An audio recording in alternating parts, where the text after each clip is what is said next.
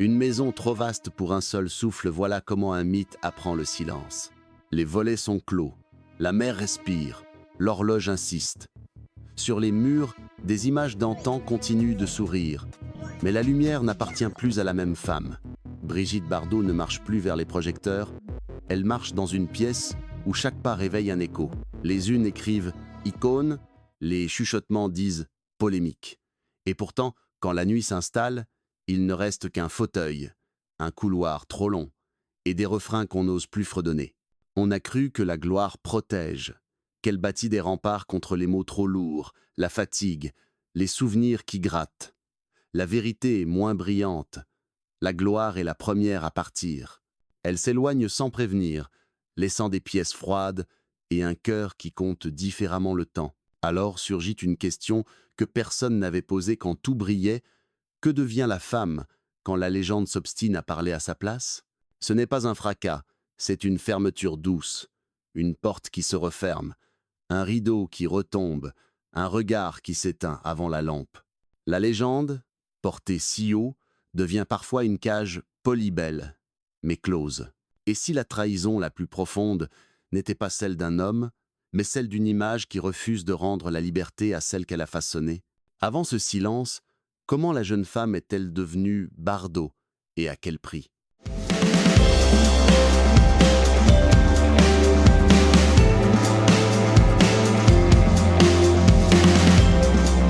On raconte qu'un mythe commence par une lumière. Pour Brigitte Bardot, ce fut d'abord un reflet. La blancheur d'un soleil sur la Méditerranée, les marches d'un studio, un geste qu'un objectif a su capturer. Avant que la sex symbole n'envahisse les unes, il y eut une jeune femme que l'on coiffa, maquilla, habilla d'un rôle simple et terriblement efficace, celui d'un désir que la France d'après-guerre n'osait pas encore dire. Le cinéma a donné des mots à ce désir, la presse, des images, et très vite, l'icône a pris la parole à la place de la personne. Les premiers clichés l'ont installée dans une évidence. Cheveux en bataille, savamment calculés, épaules qui captent la lumière, démarche comme une syncopation. Le public n'a pas demandé les coulisses. Il a exigé la répétition du miracle. Chaque apparition devait réécrire la même légende. Saint-Tropez comme décor, un vent qui soulève une mèche, un sourire fugace qui simule la liberté. La liberté, justement, à l'écran, elle éclate. Hors champ, elle s'amenuise. Car une image triomphante a ses lois, et la première d'entre elles est de ne jamais changer. On l'a photographiée comme on capture une saison. On a voulu que l'été dure toujours, mais les étés, même mythiques, ont une fin. L'industrie, elle, ne connaît pas la fatigue. Elle réclame la silhouette exacte, le regard exact, le frisson exact. Il faut donner, encore et encore, le moment juste avant qu'un rideau ne tombe. À force d'être l'instant, on devient prisonnière du présent figé. Ce visage-là, ce corps-là, cette lumière-là. À quelle distance peut-on tenir la caméra pour qu'elle n'entre pas sous la peau? De tournage en tournage, le rôle s'épaissit, comme si l'on resserrait une couturière invisible. On ne discute plus la profondeur d'un personnage, on ajuste la courbe d'une aura. Les interviews se répètent, l'angle aussi. La petite question qui n'en est pas une, vous êtes un fantasme. Et la réponse doit être un clin d'œil. Derrière le clin d'œil, pourtant, il y a des nuits qui veillent, des colères que l'on garde dans la poche, des noms qu'on n'ose pas prononcer parce que la machine s'émeut mal de la fragilité. Le mot « sex symbole » a la douceur d'un label et la dureté d'un verdict. Il vend des affiches, il achète votre intimité. Il simplifie tout jusqu'à l'os. La peur, la joie, la honte, la fierté, tout est converti en spectacle. On feint de maîtriser ce jeu et parfois on le maîtrise. Car Bardot n'a jamais été seulement regardée.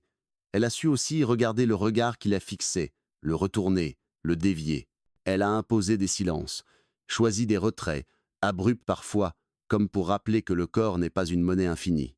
Mais chaque retraite est lue comme un scandale. Chaque silence, comme une provocation. Plus l'icône se protège, plus on lui demande d'ouvrir les rideaux. Et quand elle parle, on lui reproche de ne plus parler comme avant. Il n'y a pas de bonne réponse dans la cage polie. Respirer fait du bruit, se taire aussi. On peut gagner un pays en affiches et perdre la paix d'une chambre. On peut remplir des journaux et se vider de ses soirées. Il reste alors à inventer d'autres places pour son visage. Non plus le plein projecteur, mais l'ombre choisie. Non plus le décolleté cadré au millimètre, mais le col roulé d'une immensité privée. Non plus la plage bondée, mais un sentier sous les pins. L'icône recule, non sous la contrainte, mais par instinct de survie. On apprendra plus tard à nommer cette retraite. Un besoin d'air, la recherche d'un sens, la dignité de dire « assez ».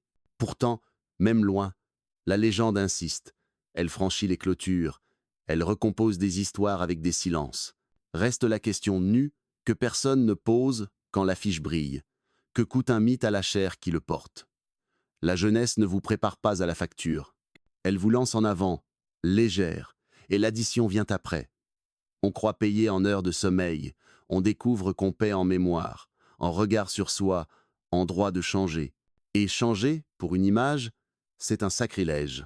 Alors commence l'autre récit, celui qu'on raconte rarement, l'inventaire des petites fuites de lumière, des coutures qui tirent, des gestes que l'on renonce à jouer. C'est ici que l'on bascule vers la vraie question, moins brillante mais plus humaine. Comment vivre avec ce qu'on a incarné? Et comment faire place, dans ce visage que tout le monde connaît, au passage du temps qui ne demande la permission de personne? Le mythe impose sa forme. Le temps, la sienne. Quand ils se rencontrent dans un même corps, que devient la mémoire, salut ou prison? On pourrait croire que l'ascension protège de la gravité. Le sommet, vu d'en bas, ressemble à une promesse d'air plus pur. Mais là-haut, l'air est rare, et le ciel, plus proche, pèse autrement. Pour Brigitte Bardot, la hauteur n'a jamais été un refuge. C'était un poste avancé face au vent. De ce poste, on voit tout. La foule qui acclame, les regards qui consomment, le calendrier qui tourne. Et l'on entend aussi plus clair que jamais le tic d'une horloge intérieure que la célébrité n'a jamais su faire taire. Le corps d'abord, ce compagnon discret de toutes les gloires. Longtemps, il a été un instrument parfaitement accordé. Lumière, angle, mouvement, chaque plan chantait. Puis viennent de petits frottements, des accrocs que seule la personne perçoit. Une fatigue qui rallonge la distance entre loge et plateau, un souffle qui demande une seconde de plus, un cou qui préfère l'ombre à la rampe. Ce ne sont pas des renoncements, ce sont des ajustements, les premiers pactes passés avec le temps. On recadre, on choisit mieux ses heures, on ferme la porte plus tôt, on apprend que la beauté n'est pas un état, mais un rythme, et que ce rythme, à la longue, réclame de l'indulgence. Le temps, lui, ne signe aucun contrat. Il s'invite dans les gestes, dans la façon de nouer un foulard, dans les plis d'un sourire qu'on croyait immuable. Il ne vient pas pour annuler, mais pour compléter. Pourtant, l'icône, par définition, refuse la complémentation. L'icône fige. Bardot découvre que l'image qu'on a gravée d'elle n'a pas d'âge. C'est un soleil arrêté au zénith. La femme, elle, avance dans l'après-midi. Entre les deux, une tension polie jamais violente, toujours ferme, qui demande, chaque jour, laquelle des deux va parler aujourd'hui. La mémoire arrive alors comme une maison de secours. On y range des scènes, des visages, des phrases qu'on n'a pas prononcées à temps. On y met de l'ordre, on en sort des parfums. La mémoire console. Dans sa lumière douce, tout reprend sa place, même les soirs trop bruyants. Mais la mémoire est aussi un miroir qui ne ment pas. Elle renvoie les manques, les impatiences oubliées, les compromis nécessaires. Parfois, elle grossit les détails, comme le ferait un maquillage trop insistant. D'autres fois, elle gomme, par bonté, ce qui ferait trop mal à revoir. Bardot apprend à vivre avec ce double mouvement sauvegardé et simplifié qui ressemble étrangement au cinéma. Il y a des jours où l'on croit pouvoir habiter la rétrospection. On ouvre un album, on sourit à une photo que le public n'a jamais vue, on se remet à respirer au rythme profond des souvenirs. Puis le dehors frappe à la porte un appel, une émission qui réécrit un épisode, et l'on se rappelle que la mémoire n'est pas un pays indépendant. Les autres y circulent sans visa, armés d'opinions rapides. Le passé, pour une icône, n'est pas une retraite. C'est un territoire disputé. Alors, on tente un autre art, celui de l'absence choisie, savoir ne pas être là, quand la lumière n'éclaire plus qu'un cliché. Savoir dire non, non par caprice mais par hygiène, non pour préserver la personne dont l'icône a besoin pour exister dignement. On apprend à refuser des scènes qu'on n'aurait pas refusées autrefois. On accepte que ce refus soit lu comme une manière d'offense. On préfère la fidélité à soi à l'obéissance au mythe. Ce courage-là ne s'applaudit pas. Il se pratique en silence. Dans ce silence naît une forme de présence plus exigeante. On ne cherche plus la phrase brillante, on cherche la phrase juste. On ne cherche plus l'image la plus vue, on cherche l'image la plus vraie. Parfois, cette quête passe par des retraits prolongés, par des saisons entières sans apparition. Comme tous les choix qui ne font pas de bruit, ils fabriquent des doutes chez ceux qui regardent de loin. On imagine des crises, on invente des déserts. La réalité, souvent, est plus simple. Se tenir à distance pour se tenir droite. Reste cette question que le sommet n'avait pas posée. Que veut-on, à la fin, transmettre? Une étincelle, un parfum, une façon de tenir tête au temps sans l'insulter. Bardot n'a jamais été seulement l'objet d'un regard. Elle a été, à sa manière, une langue. Une manière de dire aux femmes qu'on pouvait s'emparer de sa propre image, une manière de dire aux hommes que le désir n'est pas une dette. Cette langue ne se parle pas dans le fracas, elle se parle dans la nuance, parfois même dans la contradiction. Elle demande des silences, des nuances, des pas de côté. Elle pousse à préférer la vérité mouvante d'une vie à la clarté immobile d'une icône. Un soir, en rangeant un tiroir, on tombe sur un article jauni. On relit une phrase qui avait blessé, un titre qui avait collé trop longtemps. On sourit non par oubli, mais par désarmement. Le temps a fait son œuvre. Ce qui faisait mal ne fait plus loi. Et pourtant, la page suivante rappelle que l'époque a changé de vitesse. Désormais, ce qui se dit se répand plus vite que la pensée qui la produit. Les mots voyagent sans bagage. La moindre formule quitte le salon et se retrouve à la une du Monde. C'est là que la mémoire redevient un risque. Elle alimente des récits qu'on ne maîtrise pas. On veut corriger, préciser, replacer dans le contexte. La houle médiatique exige au contraire un verdict. Une hésitation devient accusation, une nuance devient scandale. Le corps, le temps, la mémoire avaient trouvé un équilibre fragile. Le vacarme des interprétations menace de les brécher. Et si, parfois, une seule phrase mal attrapée par le vent suffisait à tordre un destin, il suffit parfois d'un souffle pour que la paroi se fende. Une formule attrapée trop vite, un haussement d'épaule mal cadré, une phrase qui perd sa nuance sur le chemin des rotatives. La fissure n'est pas d'abord un cri, c'est un cheveu dans le verre. Autour de Brigitte Bardot, l'air médiatique a longtemps été saturé de reflets. Chacun y voyait ce qu'il voulait voir. Et lorsqu'un reflet dissonant apparaît, il devient soudain le miroir principal. Les plateaux demandent du clair, du tranché, du oui ou non qui se découpe net, alors que la vie n'offre presque que des « ça dépend ». On arrive poli, on repart polarisé, on répond à une question en pensant au contexte, le montage lui ôte le souffle qu'il expliquait. Le lendemain, la manchette sert un résumé qui tient dans un bandeau, la prudence en a disparu. Ce qui a été, pour celui qui parle, une nuance posée, devient, pour celui qui lit de loin, une prise de position définitive. À partir de là, la fissure commence sa vie. Chaque écho l'élargit, chaque partage la prolonge, chaque interprétation la durcit. On évoque polémique et procès, comme si l'on parlait d'épisodes d'une série. En réalité, chacun de ces mots signifie des heures d'attente, des lettres échangées, des précautions, des incompréhensions accumulées. Cela signifie surtout un malentendu persistant entre ce qu'on voulait dire et ce qui a été entendu.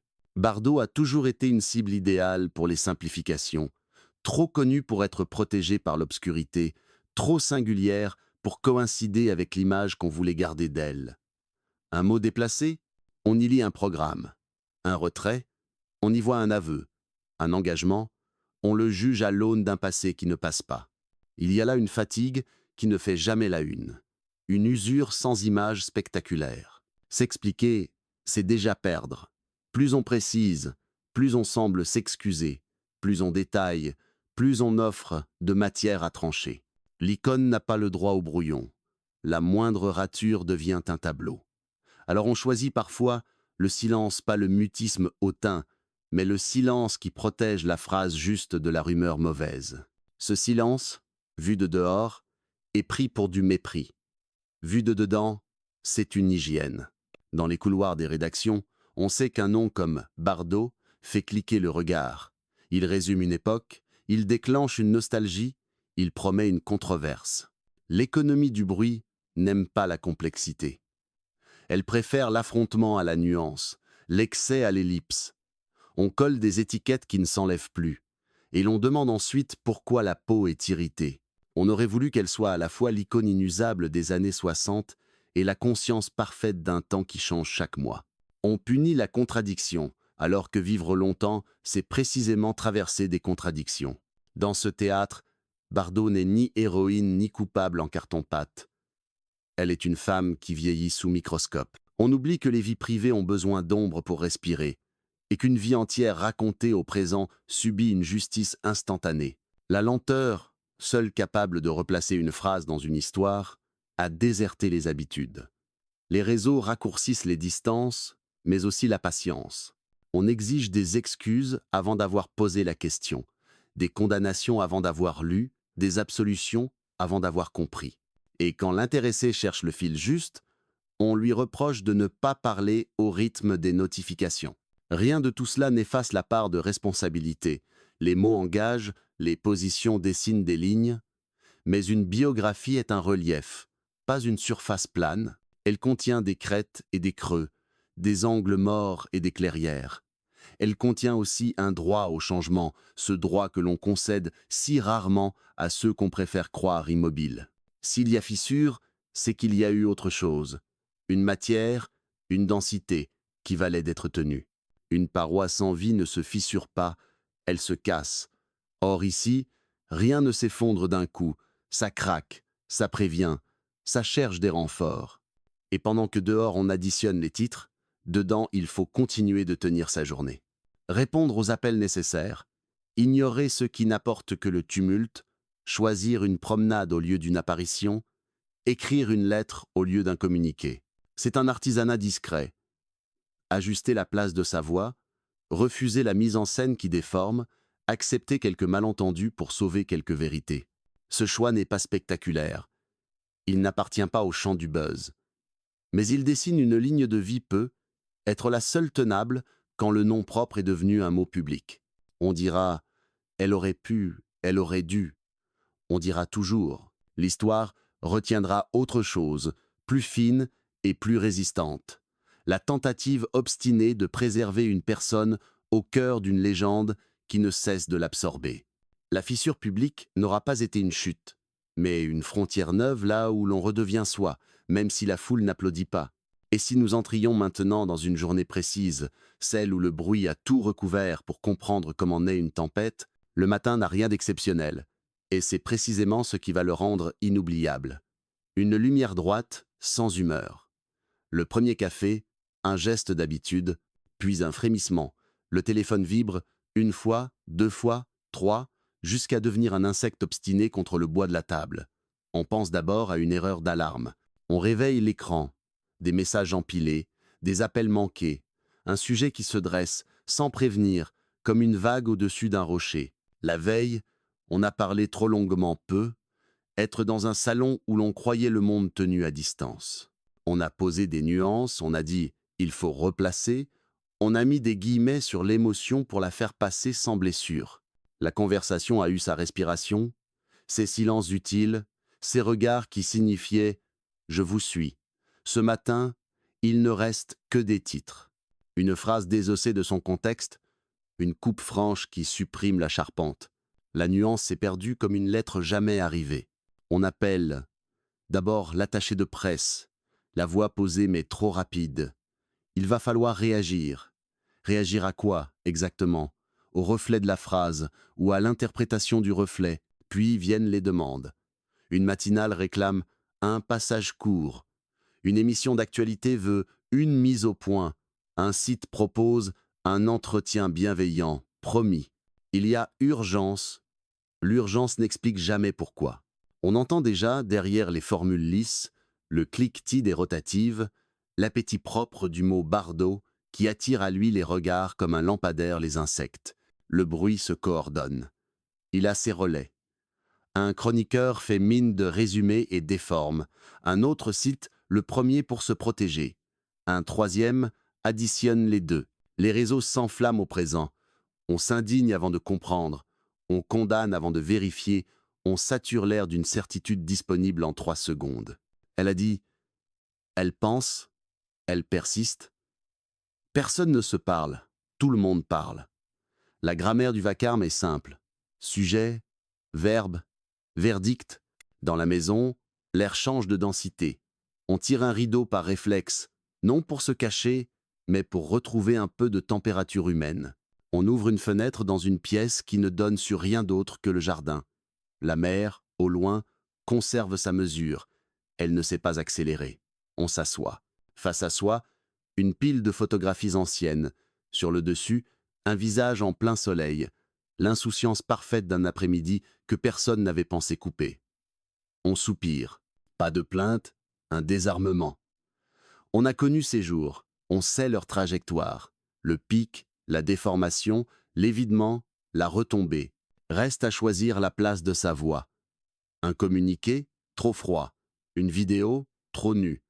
Un texte signé, trop lourd aujourd'hui, trop léger demain. On tente 10 lignes claires, factuelles, sans adjectifs, puis on les efface. On entend déjà la lecture en diagonale, la phrase isolée, comme un insecte épinglé dans la vitrine. On préfère, pour l'instant, une réponse directe à 3 personnes qui ont écrit sans hargne. Replacer doucement, remercier d'avoir demandé, renvoyer à la conversation entière. C'est l'artisanat contre l'usine. Midi passe. Une breaking news s'installe en bandeau sur une chaîne d'infos. On commente l'onde de choc comme si l'onde était l'événement. La caméra ne montre jamais l'essentiel. La pensée qui cherche sa pente, la mémoire qui hésite, le cœur qui négocie entre la colère et la fatigue. On filme des façades, on invente des coulisses, on interroge un proche qui a connu l'époque, on invoque un spécialiste de l'image pour objectiver l'émotion. Tout cela est juridiquement prudent, humainement violent. Dans l'après-midi, l'amie fidèle, celle qui n'a pas besoin d'explication, envoie un message « Sors marcher ». On obéit, parce qu'il faut redonner à la journée un corps qui respire. Le chemin sous les pins a ses propres priorités. Une odeur de résine, une ombre qui bouge en silence, un chien du voisin qui trottine, heureux, hors des polémiques. On marche assez longtemps pour que le bruit perde le droit de parler en premier. On revient. On sait que rien n'a vraiment changé dehors. Dedans, quelque chose s'est aligné. On se remet à la table, non pour se défendre, mais pour écrire juste. Un carnet plutôt qu'un écran. On note ce qu'on voulait dire hier, le souci, l'intention, la limite qu'on s'était posée et qui n'a pas tenu sous la découpe. On écrit pour soi, sans posture. On se rappelle alors une règle simple. On ne gagne jamais contre le vent en criant plus fort. On gagne parfois en posant une pierre, une seule, assez dense pour rester visible quand tout aura cessé de tournoyer. Quelle pierre aujourd'hui? Peut être une entrevue longue, plus tard, avec quelqu'un qui s'est laissé vivre une nuance. Passe maintenant. C'est l'heure où tombent les tribunes. Elles arrivent par grappes, comme des orages jumeaux. Certaines sont droites, d'autres expéditives. On pourrait répondre à chacune. On choisirait alors de mourir de 1000 réponses. On préfère tenir un axe, ne pas ajouter de bruit au bruit. Pour autant, on ne s'absente pas tout à fait. On demande à l'attaché d'envoyer, à ceux qui le souhaitent, la transcription intégrale de la conversation de la veille. Transparence simple. Remettre les respirations entre les mots. Ceux qui veulent comprendre, comprendront. En fin d'après-midi, l'onde atteint son sommet. On le reconnaît à un signe précis. Des messages arrivent, non pour parler de l'affaire, mais pour prendre des nouvelles. L'humain repasse la tête par-dessus la tapisserie de la journée. On répond, cette fois sans réserve. La fatigue n'est pas une excuse. C'est un fait. On l'a dit, sans pathos, sans orgueil. On reconnaît une erreur de tempo, un malentendu d'image. On ne renonce ni à penser ni à parler. On se donne seulement le droit de respirer avant de recommencer. Le soir tombe comme il tombe toujours, sans demander le programme. On range les téléphones dans un tiroir, on éteint l'écran principal, puis le second. La maison retrouve sa géographie. La cuisine, trop grande pour une personne. Le salon, trop plein de mémoire pour une soirée légère. On choisit un disque au lieu des informations. Une voix ancienne se glisse dans l'air, délicate, presque timide. Elle raconte un amour sans s'excuser de ne pas savoir conclure. On laisse la chanson finir. Le silence qui suit n'est pas celui du matin. Il a gagné de la place, de l'épaisseur, une capacité à ne pas trembler. Avant d'aller dormir, on trace 3 lignes dans le carnet. Laissez passer la nuit. Demain, proposez une conversation longue, non montée. Tenir la parole comme on tient une main pas pour la serrer, pour l'accompagner. On ferme. La tempête ne s'éteint pas d'un bouton, elle s'épuise en tournant. Demain, on retrouvera des titres qui s'assagissent, des commentateurs passés à autre chose, des amis qui proposeront un déjeuner loin de tout ça. Demain aura la texture d'une reprise. Ce soir, il n'y a ni victoire ni défaite. Il y a une femme qui a traversé une journée de bruit et qui, contre l'évidence, s'est choisie comme boussole. Cela ne fait pas la une, cela fait une vie. Après la tempête, il faut choisir une manière d'habiter le calme. Que garde Théon, que laisse Théon, et à quel prix reconstruit-on la paix? Après la tempête, il ne s'agit pas de disparaître, il s'agit d'architecturer le calme. Brigitte Bardot ne fuit pas le monde, elle lui assigne une distance. À cette distance, la journée reprend un visage humain. Une tasse tiède tenue à 2 mains, une fenêtre ouverte sur un jardin qui n'a pas lu les manchettes, une poignée d'animaux qui connaissent la seule actualité qui vaille la présence. La maison redevient un verbe, abriter. Choisir d'être à l'écart, c'est d'abord choisir pour quelque chose. Pour des causes, pour un rythme, pour une voix basse qui travaille plus longtemps que les slogans. L'engagement, désormais, ne se mesure plus au plateau visité, mais aux gestes répétés. Organiser, soutenir, convaincre sans spectacle.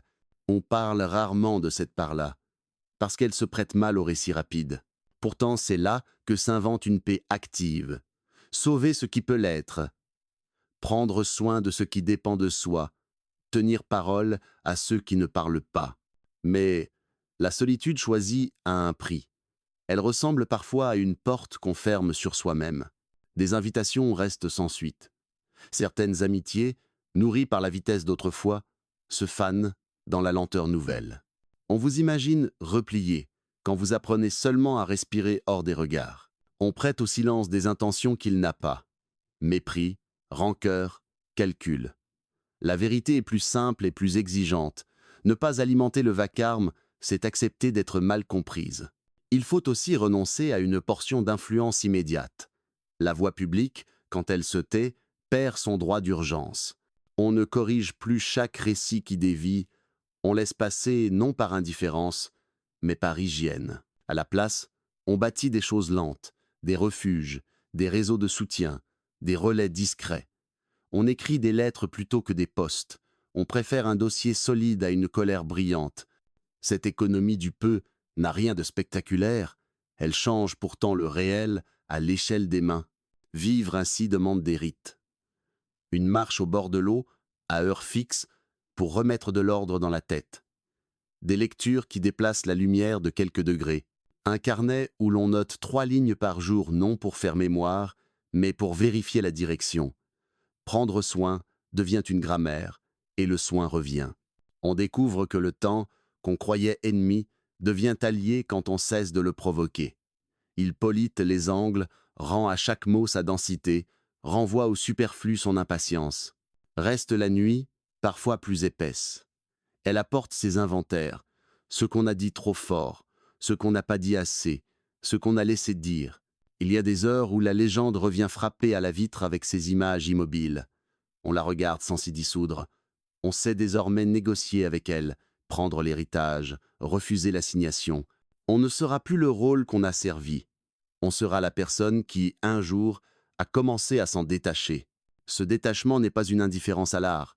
Il arrive que la musique d'un film, un dialogue retrouvé, un plan volé au soleil de Saint-Tropez vous traverse comme autrefois. Ce n'est plus une convocation. C'est une visitation. On peut aimer sans être rappelé au service. On peut saluer ce qui a été sans redéposer sa vie dans la boîte à lumière. L'icône cesse d'être une tâche. Elle devient un paysage, avec des chemins que l'on prend ou non. Ce choix a ses gains. La souveraineté des refus, la joie des petites fidélités, la possibilité d'accueillir le temps sans maquillage. On ne se bat plus contre chaque ride. On apprend à lire ce qu'elle raconte. On n'exige plus de l'avenir qu'il donne raison au passé. On accepte de n'être pas d'accord avec soi-même. Une liberté calme, presque têtue, s'installe, celle d'avancer sans plaire, d'aimer sans prouver, de défendre sans crier. Et pourtant, rien n'efface la question que pose toute longue vie visible. Que restera-t-il? Les controverses qui brûlent vite, les films qui durent, les gestes que peu ont vus, les animaux dont la paix ne fait pas de bruit. Brigitte Bardot n'a pas choisi entre ses héritages. Elle en a réordonné les places. Le vacarme à sa place, l'œuvre à la sienne, la cause au centre. Ce recentrage ne convaincra pas tout le monde, mais il trace une ligne sur laquelle il devient possible de tenir sans se trahir. Alors, quand un courrier arrive avec une accusation trop simple ou un hommage trop lourd, on répond par la même politique du peu. Un merci, une précision, puis le retour au travail discret. La journée s'achève comme elle a commencé, une présence à ce qui dépend de soi. La mer, au dehors, ne prend pas parti, elle continue. On ferme la fenêtre, on sait désormais que la solitude n'est pas un désert, mais un atelier. Reste à poser la dernière pierre. Que dit, au fond, cette vie à rebours de sa propre légende et quelle trace veut-elle laisser lorsque les lumières seront définitivement éteintes? On croit qu'une légende se mesure au cri qu'elle a soulevé. En vérité, elle se mesure au silence qu'elle laisse en paix. Quand les lampes se retirent et que l'écho se repose, que reste-t-il île de Brigitte Bardot? Des films qui continuent d'éclairer des soirs ordinaires. Des images qui ont bousculé un pays entier dans sa manière de regarder les femmes parfois trop, parfois mal, mais toujours assez pour que le débat avance. Et puis des gestes discrets, tenus loin des plateaux, qui disent qu'une vie ne se résume pas à sa plus belle affiche. La trace n'est pas un monument, c'est une direction. Elle indique sans forcer. Elle rappelle qu'on peut reprendre possession de son propre visage quand l'époque l'a trop maquillé, que l'on a le droit de changer d'avis, même si le monde préfère les statues aux êtres vivants, que servir une cause n'exige pas d'abandonner sa personne à la foule, qu'une retraite peut être une manière supérieure d'habiter le présent. Ce n'est pas nier les angles. Il y eut des phrases qui ont blessé, des colères mal lues, des malentendus qui n'ont pas trouvé leur pont. Il y eut aussi des fidélités têtues, des refus salutaires, des journées entières données à des êtres qui ne parleront jamais dans un micro. L'héritage, au fond, n'est pas un verdict, c'est un tri exigeant. On choisit ce qu'on emporte, la beauté qui a ouvert des fenêtres, la liberté d'une génération, la preuve qu'un mythe peut apprendre à respirer autrement. À ceux qui regardent Bardot de loin, comme on regarde un cap, la leçon tient en quelques phrases simples. On peut aimer sans s'absenter de soi, on peut se taire sans déserter, on peut consacrer sa lumière à ce qui ne rapporte rien.